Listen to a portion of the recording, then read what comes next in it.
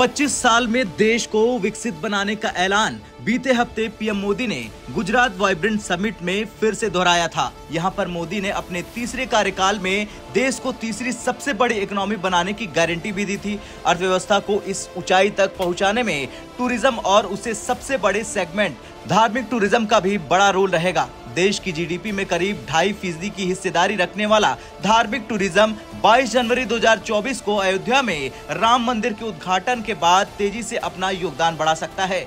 देश की अर्थव्यवस्था में योगदान देने के साथ ही अयोध्या खुद की भी सूरत संवारने के साथ ही आर्थिक सेहत में भी सुधार करेगी। पीएम मोदी ने अयोध्या को स्मार्ट सिटी बनाने के लिए भारी निवेश का फैसला किया है। इस निवेश के माध्यम से अयोध्या में नए कारोबार के साथ कई सेक्टर्स में भी तेजी देखने को मिलेगी। इनमें सबसे पहला नाम आता है होटल इंडस्ट्री का। अनुमान है कि राम मंदिर के खुलने के बाद पर्यटकों के लिए कई नए होटल खुलेंगे, जिससे इस सेक्टर में तेजी आएगी। होटल की मांग में संभावित बढ़ोतरी के असर से अयोध्या में कई नए होटलों का निर्माण शुरू हो गया है। अयोध्या में बड़ी संख्या में होटल रूम्स की बुकिंग भी हो रही और इनके किराए भी आसमान छूने लगे हैं। होटल सेक्टर के साथ ही जुड़ी हुई टूर एंड ट्रेवल इंडस्ट्री को भी अयोध्या के सहारे बड़े कारोबार मिलने का अनुमान है।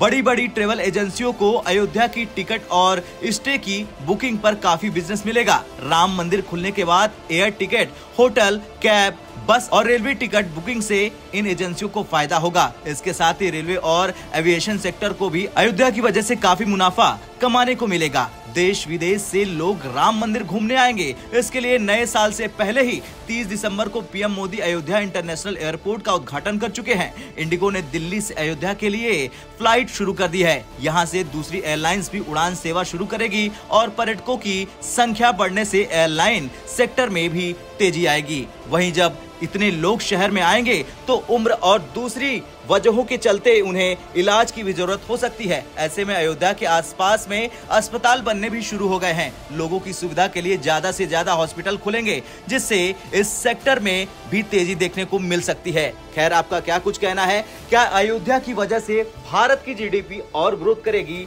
या फिर नहीं? कमेंट कर जरूर बताएं। ब्यूरो रिपोर्ट, भारत तक।